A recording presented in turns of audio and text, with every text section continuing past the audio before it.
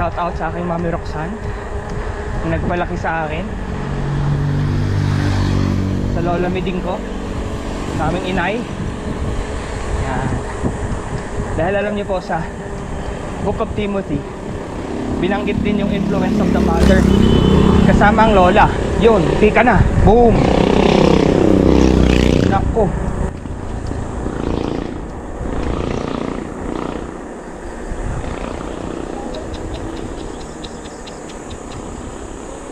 Sana hindi na bagok.